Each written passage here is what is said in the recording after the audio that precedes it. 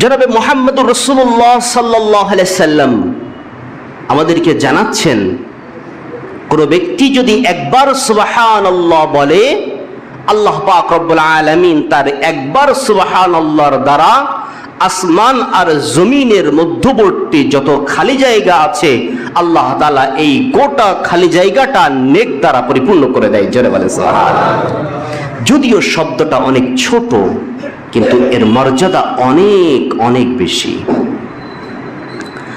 আল্লাহ রাসূল সাল্লাল্লাহু আলাইহি সাল্লাম আরো জানাচ্ছেন, ও পৃথিবীর মানুষ শোনো, আল্লাহ পাক রব্বুল আলামিন যে জান্নাত তৈরি করেছেন, এই জান্নাতের মাটিটা অত্যন্ত উর্বর, খুব মজবুত শক্তিশালী এই জমিন। পৃথিবীর কোন মানুষ যদি আল্লাহ তাআলার প্রশংসা করে, আল্লাহ তাআলার পবিত্রতা ঘোষণা করে একবার সুবহানাল্লাহ বলে, আল্লাহ পাক রব্বুল আলামিন একবার সুবহানাল্লাহ বলার দ্বারা ওই ব্যক্তির জন্য জান্নাতের মধ্যে একটা বৃক্ষ রোপণ করে দেয়। জোরে বলেন সুবহানাল্লাহ। একজন ব্যক্তি জীবনের শুরু থেকে জীবনের শেষ পর্যন্ত যতবার সুবহানাল্লাহ বলেছে, প্রত্যেক সুবহানাল্লাহর বিনিময়ে আল্লাহ তাআলা ওই ব্যক্তির জন্য অতগুলো বৃক্ষ জান্নাতের মধ্যে রোপণ করে রেখেছে। জোরে বলেন সুবহানাল্লাহ। সাহাবায়ে কেরাম জিজ্ঞাসা করছে, ইয়া রাসূলুল্লাহ, জান্নাতের মধ্যে আল্লাহ তাআলা একবার সুবহানাল্লাহর দ্বারা যেই গাছ রোপণ করেছেন, এই গাছটা কত বড় হতে পারে? আল্লাহ রাসূল সাল্লাল্লাহু আলাইহি সাল্লাম বলছেন, শোনো, আরবের সবচেয়ে প্রশিক্ষণ প্রাপ্ত যেই সাওয়ারি, যেই ঘোড়া চালাইতে পারে, এমন একজন সাওয়ারি যদি দ্রুতগামী একটা ঘোড়া নিয়ে সাওয়ার করে আর দৌড়াইতে শুরু করে, একাধারে 100 বছর দৌড়াইতে থাকবে, দৌড়াইতে থাকবে আর দৌড়াইতে থাকবে, 100 বছরের মধ্যে ওই গাছের একটা ডাল অতিক্রম করতে পারবে না। যারা বলেন সুবহানাল্লাহ। লাভ না ক্ষতি? কথা বলেন। যে কোনো সময় যে কোনো অবস্থায় এ তাসবিহ পাঠ করা যায়। রাস্তায় হাঁটতেছি, সুবহানাল্লাহ সুবহানাল্লাহ সুবহানাল্লাহ, কোনো কাজ নেই, হাতও কাজে লাগে না, পাও চলে না, শুধু মুখটা একটু নেড়ে নেড়ে সুবহানাল্লাহ শব্দ উচ্চারণ করলেই আল্লাহ পাক রব্বুল আলামিন বিনিময়ে এই নেকিগুলো আমাদের জন্য রাখছেন। কিন্তু আমাদের অভ্যাস কি? আমরা চলি, আজে বাজে গল্প করি, চলি আবার মনে মনে গানও গাই। কত বাজে একটা পরিবেশ তৈরি হয়েছে। আবার লাউড স্পিকার দিয়ে একটা ভ্যান চালক, একটা ইজি বাইক চালক, তার ভ্যানের মধ্যে, তার ইজি বাইকের মধ্যে লাউড স্পিকারের গান জুড়ে দিয়েছে, চালাচ্ছে। আরে তুমি জানো ওই রাস্তার মধ্যে আজরাইল তোমার জন্য অপেক্ষা করছে কিনা? রাস্তায় দ্রুতগতি এই যানবাহন কখন তোমার জান নাশ করে দিতে পারে তুমি কি জানো? এই অশ্লীল গানের মধ্য দিয়ে তোমার জীবন যদি চলে যায়, মনে রাখো জাহান্নামের ওই স্থান ছাড়া তোমার কোনো জায়গা নাই। তুমি ভ্যান চালাচ্ছ, এখন তো পায়ের পেডেল দেওয়া লাগে না, একটু গিয়ার মোড়াইতে হয়। আরামে যখন যাচ্ছ, জবান দিয়ে উচ্চারণ করো সুবহানাল্লাহ। এই সুবহানাল্লাহ বলতে বলতে যদি তোমার রাস্তার মধ্যে মৃত্যুও হয়ে যায়, মরবা সোজা আল্লাহর জান্নাতে। জোরে বলেন না সুবহানাল্লাহ। কোনটা দরকার বলেন তো দেখি? কিন্তু খারাপটা আমরা গ্রহণ করে ফেলেছি অতি চমৎকার করে। সম্মানিত মুসল্লিন ইকরাম, আমি আরো কিছু ফজিলাত শোনানোর চেষ্টা করি। আল্লাহ পাক রব্বুল আলামিনের একজন নবী হযরত ইউসুফ আলাইহিস সালাম, যিনাকেও আল্লাহ পাক রব্বুল আলামিন নবুয়ত দিয়েছিলেন এবং রাজত্ব দিয়েছিলেন। মিশরের বাদশাহ ছিলেন হযরত ইউসুফ আলাইহিস সালাতু ওয়াস সালাম। যদিও তিনি মিশরে ঢুকেছিলেন গোলাম হয়ে, মিশরের মধ্যে গোলাম হয়ে, ওনাকে কুয়া থেকে উঠায়ে বিক্রি করে দিয়েছিল, মিশরের বাজারে ওনাকে আবার বিক্রি করা হয়েছিল। যদিও ইউসুফ আলাইহিস সালাতু ওয়াস সালাম মিশরে ঢুকেছিল গোলাম হয়ে, কিন্তু বাহির হয়েছিল বাদশাহ হয়ে। জোরে বলেন সুবহানাল্লাহ। যখন বাদশাহের দায়িত্ব গ্রহণ করলেন, উনি খাদ্যমন্ত্রীর দায়িত্বটা নিজ হাতে রাখলেন। টোটাল মিশরের মানুষের খাদ্য গ্রহণের সমস্ত ব্যবস্থা ইউসুফ আলাইহিস সালাতু ওয়াস সালামের হাতে ছিল। সমস্ত খাদ্য ভাণ্ডার ইউসুফ আলাইহিস সালাতু ওয়াস সালামের কাছে ছিল। অথচ তার জীবনী থেকে আসতেছে, এই নবী কখনো দিনে বা রাতে কখনো তৃপ্তি সহকারে কোনো খাবার গ্রহণ করতেন না।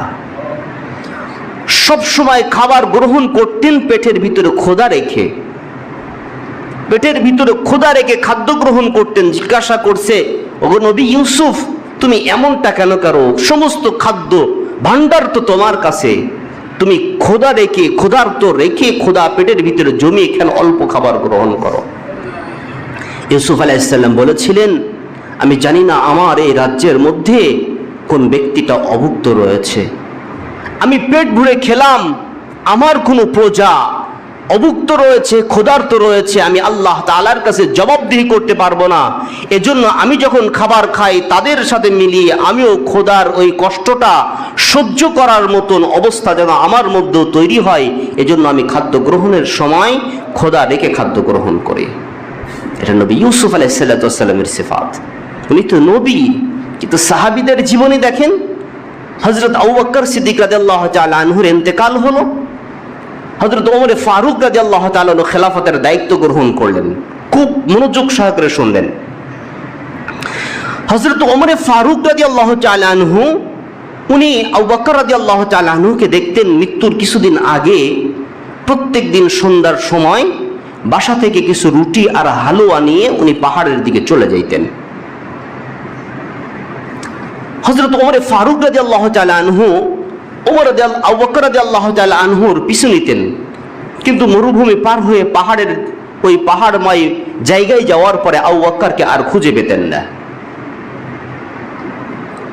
যখন আবু বকর রাদিয়াল্লাহু তাআলা আনহুর ইন্তেকাল হলেন, ওমর ফারুক রাদিয়াল্লাহু তাআলা আনহু খেলাফতের দায়িত্ব গ্রহণ করলেন। যেই দিন দায়িত্ব গ্রহণ করেছেন ওই দিন আসরের পর সন্ধ্যার আগ মুহূর্তে বিবিকে বলে বাড়ি থেকে কিছু রুটি আর হালুয়া বানিয়ে আবু বকর যেই রাস্তায় যেতেন ওমরও সেই রাস্তায় রওনা দিয়েছেন।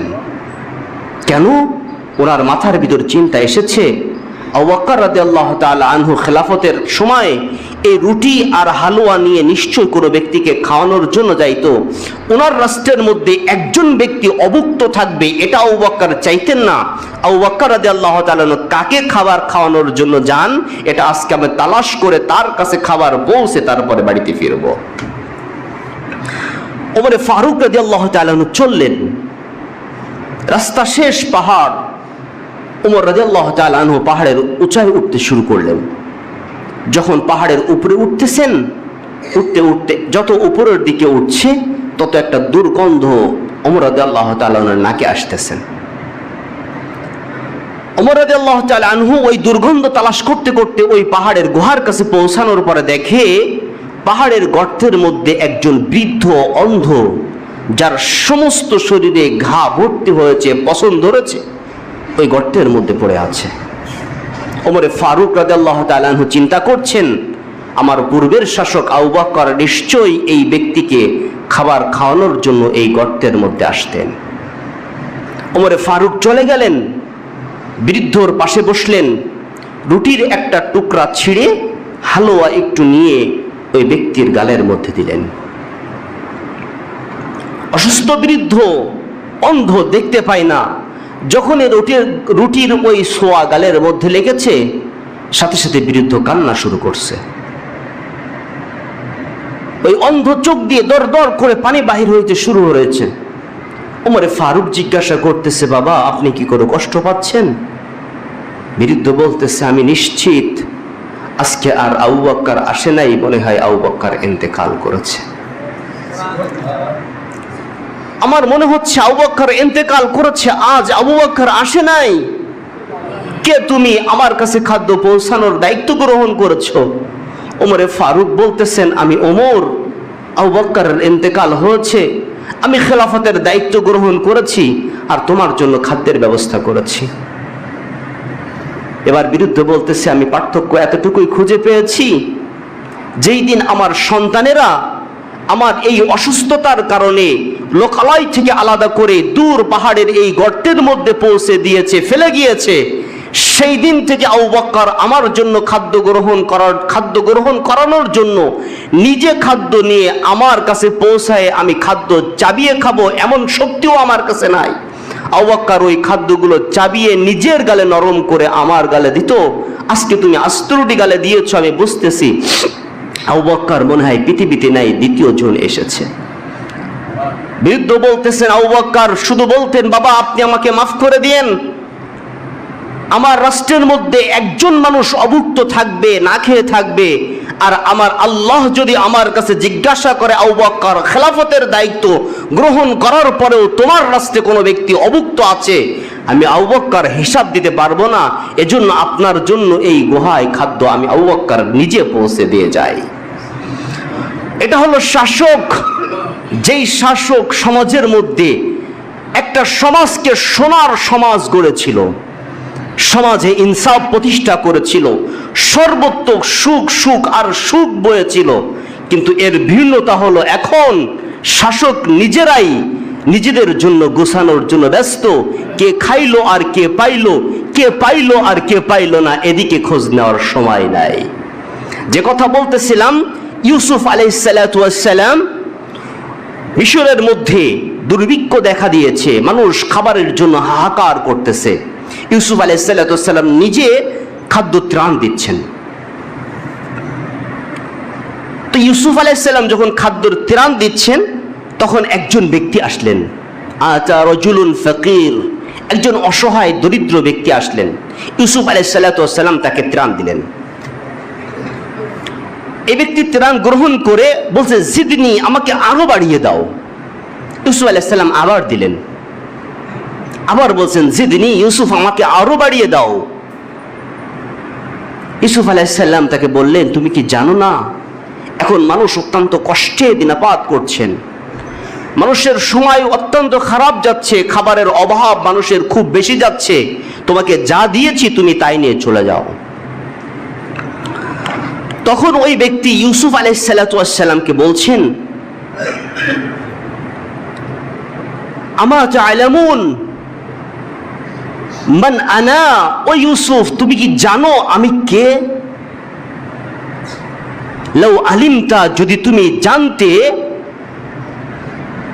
তাহলে আমাকে তুমি খুশি করে দিতে, আমি যতবার চাইতাম তুমি ততবার আমাকে দিতে। জোরে বলেন সুবহানাল্লাহ। ইউসুফ আলাইহিস সালাম বলছে, তাই নাকি, কে তুমি? যুবক বলতেছেন, আপনি যদি আমাকে চিনতেন, আমাকে যদি জানতেন আমি কে, তাহলে আমি যতবার চাইতাম ততবার আপনি আমাকে দিতেন। ইউসুফ আলাইহিস সালাম জিজ্ঞাসা করছেন, তুমি কে? তখন ওই ব্যক্তি বলছে, আনাল্লাযী শাহিদতু বিল বারাআ মিন তুহমাতি যুলাইখা, আমি হলাম সেই শিশু, যেই শিশু দোলনায় শুয়ে আপনি ইউসুফ, জুলাইখা আপনার উপর যে অপবাদ দিয়েছিল, সেই অপবাদ থেকে দোলনার শিশু আপনার নামে প্রশংসা করে আপনার পবিত্রতা ঘোষণা করেছিলাম, আমি সেই শিশু আজকে আপনার সামনে এসে দাঁড়িয়েছি। ইউসুফ আলাইহিস সালাতু ওয়াস সালাম বলছেন, তাই নাকি? এ তো এমন একজন ব্যক্তি যে শিশু অবস্থায় পৃথিবীর মধ্যে মাত্র কয়টা বাচ্চা শিশু অবস্থায় দোলনায় থেকে কথা বলেছিল, তার মধ্য থেকে এটা একটা সেই শিশু। দোলনায় থেকে আমি ইউসুফের পবিত্রতা ঘোষণা করেছিল, আমি তার উপর খুশি হয়ে গেছি, তার জন্য 105 মণ গমের ব্যবস্থা করে তাকে বিদায় করে দাও। জোরে বলেন সুবহানাল্লাহ। একবার ছোট্ট অবস্থায় ইউসুফ আলাইহিস সালাতু ওয়াস সালামের জন্য পবিত্রতা ঘোষণা করেছিল, বিনিময়ে সকলকে 3 সের করে 3.5 সের করে গম ইউসুফ আলাইহিস সালাতু ওয়াস সালাম ত্রাণ দিচ্ছেন। যখন জানতে পারলো এই ব্যক্তি ইউসুফ আলাইহিস সালামের পবিত্রতা ঘোষণা করেছে, ইউসুফ আলাইহিস সালাতু ওয়াস সালামের পক্ষ থেকে তাকে 105 মণ গম দিয়ে তাকে খুশি করে দিল। জোরে বলেন সুবহানাল্লাহ। এখন আল্লাহ পাক রব্বুল আলামিন ইউসুফ আলাইহিস সালাতু ওয়াস সালামকে জানাচ্ছেন, ও ইউসুফ, যেই ব্যক্তি একদিন তোমার পবিত্রতা ঘোষণা করেছে তার জন্য তুমি এই পরিমাণ দান করলে, তাহলে ওই ব্যক্তির জন্য আমি আল্লাহ তাআলা কেমন দেব, যেই ফজরের নামাজে দাঁড়িয়েও বলল সুবহানাকাল্লাহুম্মা, সেজদা রুকুতে যেও বলল সুবহানা রাব্বিয়াল আযীম, সেজদায় যেও বলল সুবহানা রাব্বিয়াল আলা, নামাজের পরও হাতে গুনে গুনে সুবহানাল্লাহ সুবহানাল্লাহ পড়লো, রাস্তায় হাঁটতে হাঁটতেও আমি আল্লাহ তাআলার পবিত্রতা ঘোষণা করতে যে সুবহানাল্লাহ সুবহানাল্লাহ বলল।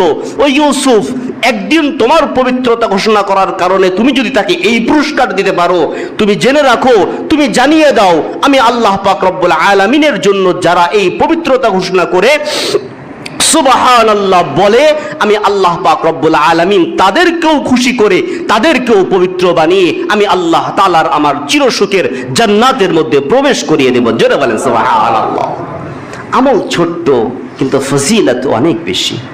আমল ছোট কিন্তু ফজিলত অনেক বেশি। নিয়ত করি আজ থেকে ইনশাআল্লাহ যখনই আমি একাকী সময় পাবো, যখনই রাস্তায় চলবো, যখনই কাজ করব, যখনই আমার কর্মক্ষেত্রে আমি চলবো, তখনই মনে মনে বা জবান দিয়ে উচ্চারণ করে করে সুবহানাল্লাহ সুবহানাল্লাহ সুবহানাল্লাহ পড়বো ইনশাআল্লাহ। চেষ্টা করবো সকলেই। সর্বশেষ বুখারী শরীফের এক হাদিস, সর্বশেষ হাদিস শুনে আলোচনা শেষ করছি। হযরত আবু হুরায়রা রাদিয়াল্লাহু তাআলা আনহু বলছেন, আল্লাহ রাসূল সাল্লাল্লাহু আলাইহি সাল্লাম বলেছেন, কালিমাতানে সাখিলাতানে আলাল লিসান, দুইটা শব্দ এমন আছে যে দুইটা শব্দ জবানে উচ্চারণ করা খুব সহজ। সাখিলাতানে ফিল মিজান, যেই দুইটা শব্দ তোমার মিজানের পাল্লাকে ভারী করে দিবে। জোরে বলেন সুবহানাল্লাহ। হাবিবাতানে ইলার রহমান, যে দুইটা শব্দ আল্লাহর কাছে সবচাইতে প্রিয়। এমন দুইটা শব্দ রাসূল বলতেছেন যে দুইটা শব্দ উচ্চারণ করতে জবানেও সহজ, মিজানের পাল্লাও যে দুইটা শব্দ ভারী করে দিবে, আল্লাহ তাআলার কাছেও এই দুইটা শব্দ সবচাইতে প্রিয়। রাসূল শব্দ দুইটা বলছেন সুবহানাল্লাহি ওয়া বিহামদিহি সুবহানাল্লাহিল আযীম। সবাই আমার সাথে একবার বলেন সুবহানাল্লাহি ওয়া বিহামদিহি সুবহানাল্লাহিল আযীম। এই দুইটা শব্দ, এই দুইটা শব্দের আমল আমাদের নিজের জীবনে জুড়ে নেওয়ার চেষ্টা করি। সুবহানাল্লাহর আমল, সুবহানাল্লাহি ওয়া বিহামদিহি সুবহানাল্লাহিল আযীম, এই শব্দগুলোর আমল আমাদের জীবনে জুড়ে নেই। আল্লাহ তাআলা হয়তোবা এর ওসিলাও আমাদেরকে মাফ করে দিয়ে কাল কিয়ামতের ময়দানের ওই বিভীষিকাময় অবস্থায় আল্লাহ তাআলার রহমত দিয়ে আমাদের জন্য জান্নাত দিতে পারেন। আল্লাহ তাআলা তৌফিক দান করে। সকলে বলেন আমিন। ওয়া আখির দাওয়ান আলহামদুলিল্লাহি রাব্বিল আলামিন। যাদের সুন্নাত বাকি আছে 4 রাকাত ক্বাবলাল জুমা আদায় করে নিন।